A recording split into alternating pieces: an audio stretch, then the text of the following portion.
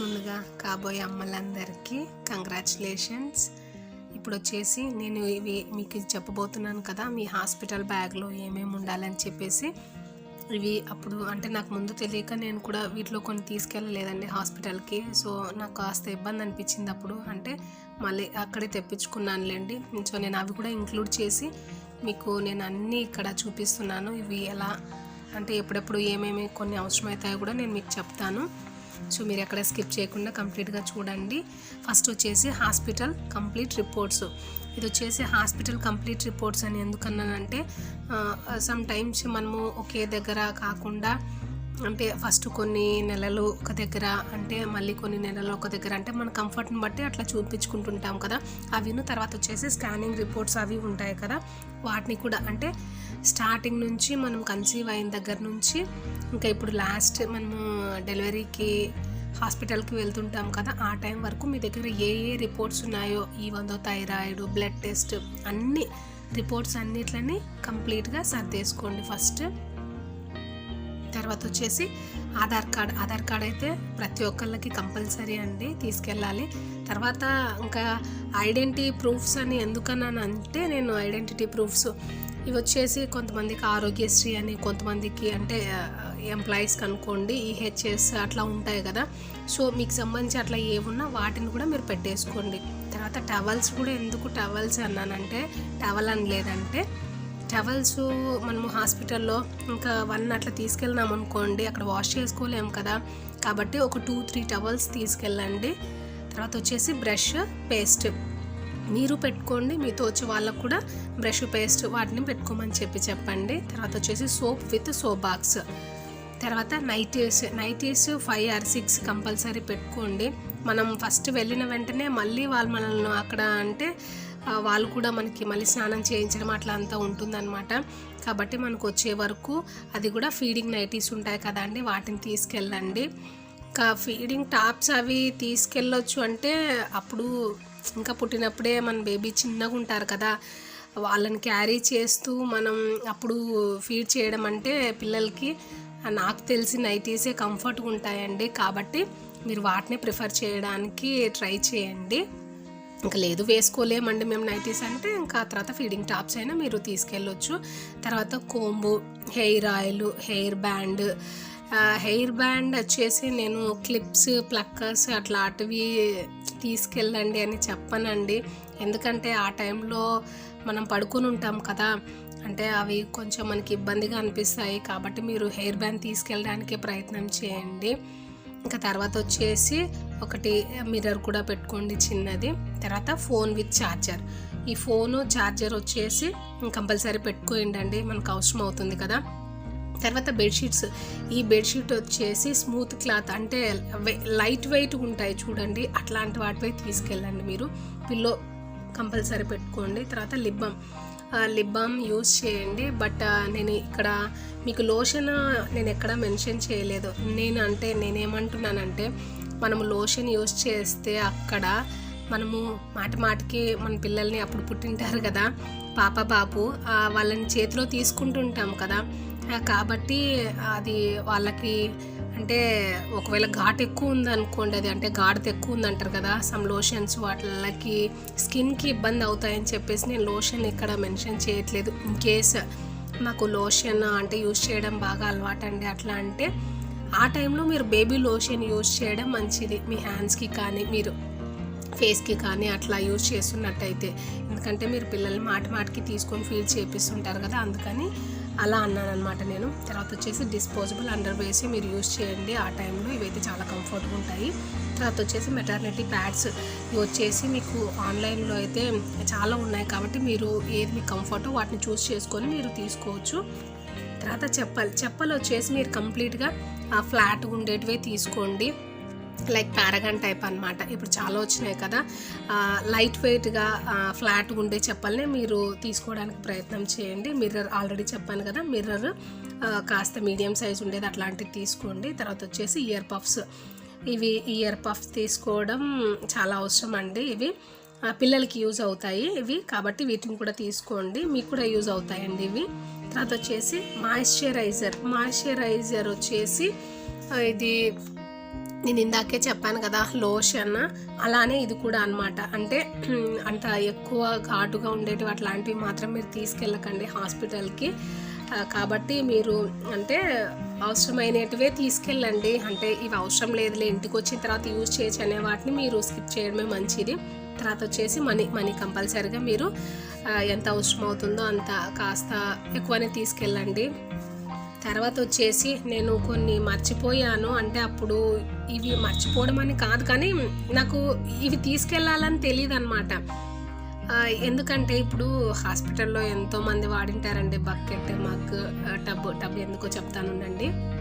ఇవి ఆల్రెడీ నాకు అక్కడ వాడాలని నాకు అనిపించలేదన్నమాట. సో నేను అప్పటికప్పుడు ఇవి తెప్పించుకున్నాను అనమాట. మనకు కానీ బేబీకి ఎందుకు అంటారా, మనము అక్కడ ఉన్న 3 days స్నానం చేయించకూడదండి పిల్లలకి. డాక్టర్స్ కూడా చెప్తారనమాట 3 days స్నానం చేయించొద్దండి అని చెప్పేసి. ఇవందో వాళ్ళు వెయిట్ 3.5, 4 అట్లా పుట్టినప్పటికీ కూడా మనము అప్పుడు స్నానం చేయకూడదు. జస్ట్ కాటన్ క్లాత్ని తీసుకొని వేడి నీళ్ళల్లో దాన్ని బాగా అద్ది ఉంచి తర్వాత మనం తుడిచాల్సి ఉంటుంది అనమాట. పిల్లలకి క్లీన్ చేసుకోవాల్సి ఉంటుంది. సో అందుకు మనకు పిల్లలకి యూజ్ అవుతుంది.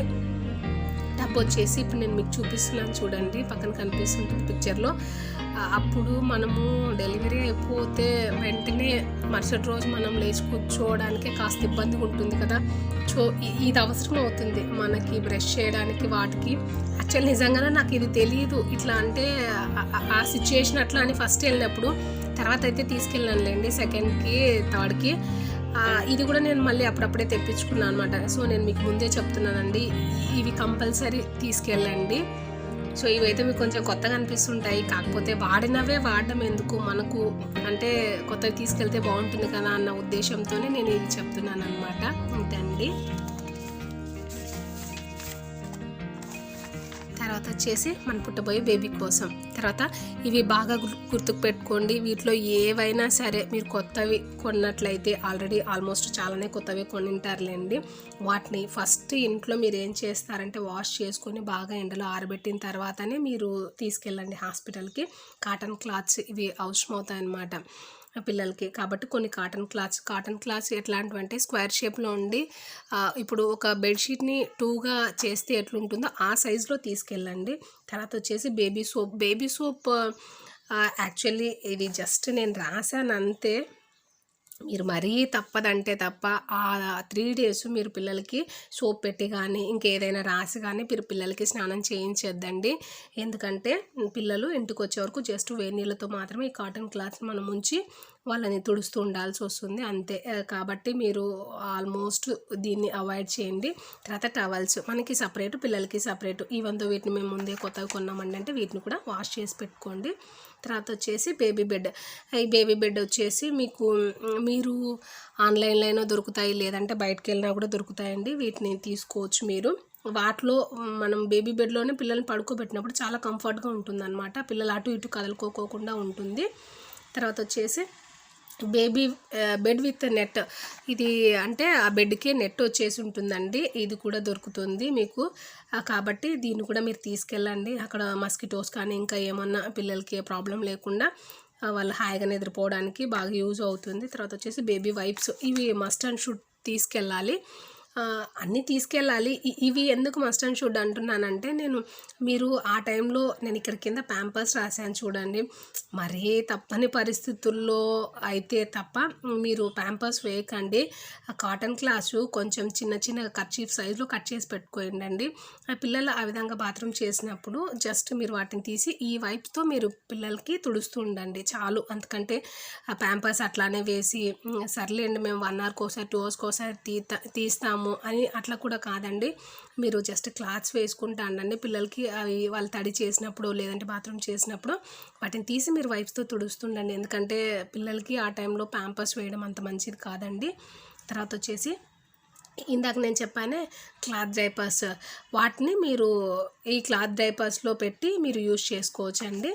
తర్వాత క్విక్ డ్రై షీట్, ఇది చాలా అంటే చాలా యూజ్ అవుతుంది. ఈ డ్రై షీట్ వచ్చేసి పిల్లలు తడి చేస్తారు కదా, అది కింద బెడ్ వరకు రాకోకుండా ఇది మీకు బాగా యూజ్ అవుతుందన్నమాట. ఇది నేను కూడా మీకు చూపించడానికి ప్రయత్నం చేస్తానులేండి. నేను పిల్లలకి వాడుతున్నా, ఈ మధ్య ఇప్పటికీ వాడుతున్నానండి నేను. తర్వాత వచ్చేసి పిల్లలకి సాక్స్, గ్లౌజు, క్యాప్స్ ఇవి కంపల్సరీ అండి పిల్లలకి. అప్పుడు గోర్లు ఉంటాయి కదా, పుట్టినప్పుడు కొంచెం పొడుగ్గానే ఉంటాయి, వాళ్ళు గీసుకుంటుంటారనమాట. కాబట్టి ఈ గ్లౌజులు వేయండి. తర్వాత క్యాప్ పెట్టండి తలకి, ఎందుకంటే పిల్లలు వెచ్చగా ఉండాలి కదా. సో సాక్సులు కూడా అనమాట, ఇవి కంపల్సరీ. తర్వాత కాటన్ బ్లాంకెట్స్ పిల్లలకి ఎప్పుడైనా కూడా మీరు బాగా గుర్తుకు పెట్టుకోండి. కాళ్ళు తప్పించి పైన ఎంత మీరు కవర్ చేసి కప్పేసినప్పటికీ పిల్లలు వెచ్చగుండరు. మీరు కాళ్ళు కంపల్సరీ కవర్ చేస్తూ పిల్లలకి మొత్తం అంతా చుట్టేసేయాలన్నమాట, పిల్లల్ని వెచ్చగుంచాలి. తర్వాత డ్రెస్సెస్ ఇవి కూడా అంతే, మీరు తీసుకున్నప్పుడు వీటిని వాష్ చేసి బాగా ఎండలో ఆరబెట్టి ఆ తర్వాతే మీరు హాస్పిటల్కి తీసుకెళ్ళండి. ఇవ్వండి. తర్వాత వచ్చేసి ఇంకా కొన్ని ముఖ్యమైన వస్తువులు ఏంటంటే, మనతో ఇంకా మనం వస్తుంటారు కదా మనతో పాటు మన పేరెంట్స్, ఇంకా మన వాళ్ళు కూడా అవసరమయ్యేటివి ఏంటంటే, తర్వాత వాటర్ బాటిల్స్, ఇవి మనకు వాళ్ళకి అందరికీ అవసరమేలేండి. తర్వాత వచ్చేసి మ్యాట్, ఈ ఫ్లాస్క్ వచ్చేసి అప్పుడు మీరు డెలివరీ అయిన తర్వాత ఖచ్చితంగా మీరు హీట్ వాటర్ తాగడానికి ప్రయత్నం చేయండి. హీట్ వాటర్ అంటే మరీ అంత కాలేటివ్ కాదండి, గోరువెచ్చని వాటర్ తీసుకోండి. వాటర్ అయితే తక్కువ తీసుకోవద్దండి, ఏం ప్రాబ్లం ఏం లేదు, మీరు వాటర్ సఫిషియెంట్గానే తీసుకోవచ్చు. నేను అంతకుముందు ఒక వీడియో చేశాను అనమాట, అంటే పాలు ఏ విధంగా మనకి ఇంప్రూవ్ అవ్వాలని చెప్పేసి, దాంట్లో కూడా నేను చెప్పాను, మీరు గుర్తుకు పెట్టుకొని చూసుకోండి ఒకసారి. తర్వాత వచ్చేసి ప్లేట్స్, గ్లాసెస్, స్పూన్స్, ఇవి నేనేం చెప్తానంటే మీకి అంటే కాబోయే అమ్మకి అయితే మాత్రం మీరు ఏం చేస్తారంటే స్టీల్వి పెట్టుకోండి. ఇంకా మిగతా మనతో వచ్చిన వాళ్ళకి ఎట్లా అంటే పర్లేదండి, మీరు అందరూ ఎట్లాంటివి అంటే యూజ్ అండ్ త్రో ఉంటాయి కదా, వాటిని తీసుకెళ్ళండి. మాటికి మనం అక్కడ క్లీన్ చేసుకొని అంతా చేసుకోలేము కదా, కాబట్టి యూజ్ అండ్ త్రో తీసుకొని మీరు వాటిని మీరు వాడుకోవచ్చండి అక్కడ. తర్వాత వచ్చేసి టిష్యూస్, ఇవి కంపల్సరీ పెట్టుకోండి, యూజ్ అవుతాయి. తర్వాత వచ్చేసి శానిటైజర్, ఇప్పుడు ఇది ఇంకా చాలా మోస్ట్ అయిందనమాట. నేను ఇంకొకటి చెప్తాను, మీరు అంటే మన బాబుని ఎత్తుకోవడానికి ఎవరు వచ్చినప్పటికీ, ఈవెందో మీరైనప్పటికీ శానిటైజ్ చేసుకుంటూ ఉండండి పిల్లల్ని. అంటే వచ్చిన వెంటనే వాళ్ళ చేతిలో అప్పగిచ్చేసే కంటే వాళ్ళని శానిటైజ్ చేసుకోమని చెప్పి, లేదంటే ఇంకా కొంచెం మీరు చేతులు వాళ్ళు వాష్ చేసుకోమని చెప్పి పిల్లలు తీసుకోమనే చెప్పండి చేతుల్లోకి. తర్వాత మస్కిటో కిల్లర్ ఇది పెట్టుకోండి, హాస్పిటల్కి మీకు యూజ్ అవుతుంది కదా మీ రూమ్లో పెట్టుకోవడానికి. తర్వాత హ్యాండ్ కవర్స్, ఇవి కొన్ని ఖాళీ హ్యాండ్ కవర్స్ పెట్టుకోండి. అక్కడికి వెళ్ళిన తర్వాత కొన్ని మనము ఎక్కడ పడితే అక్కడ పెట్టుకోలేము కదా మన వస్తువుల్ని, సో వీటిలో మనం పెట్టుకోవడానికి యూజ్ అవుతుంది. సో నేను కూడా వీటిని తీసుకెళ్ళింటండి. ఉగ్గు గిన్నె అందుకు అవసరం అవుతుందంటే, ఇన్ కేస్ పిల్లలు అప్పుడు పాలు తాగలేకుంటున్నారు వెంటనే అట్లా అన్నప్పుడు డాక్టర్ సజెస్ట్ చేస్తారనమాట, మనం పాలు తీసి ఉగ్గు గిన్నెలో తాపమని చెప్పి. బట్ నేను ఏం చెప్తానంటే, మీరు ఖచ్చితంగా సరైన పోస్చర్లో పిల్లలకి పాలు తాపించండి. ఫస్ట్ అయితే రావండి, నేను ఆల్రెడీ ఆ వీడియోలో చెప్పాను.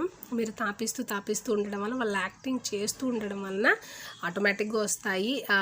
ఒకవేళ మోస్ట్లీ కొన్ని అంటే పరిస్థితుల్లో మాత్రమే దీన్ని యూజ్ చేయమని చెప్తారు, సో తీసుకెళ్ళండి. తర్వాత వచ్చేసి బేబీ స్వాడల్, ఇది వచ్చేసి ఇది కూడా అంతే, స్క్వేర్ షేప్లో ఉంటుంది. వాళ్ళని కప్పడానికి, పిల్లల్ని కప్పి ఉంచడానికి చాలా స్మూత్గా మెత్తగా ఉంటుంది అనమాట. సో వీటిని మీరు తీసుకెళ్ళండి. ఇంకా ఇదండి, యాక్చువల్లీ అంటే డ్యూరేషన్ ఎక్కువ ఉంది కదా అని చెప్పేసి ఇక్కడ మీరు వీటిని స్కిప్ చేయొద్దు. ఇవి చాలా అంటే చాలా యూజ్ అవుతాయండి.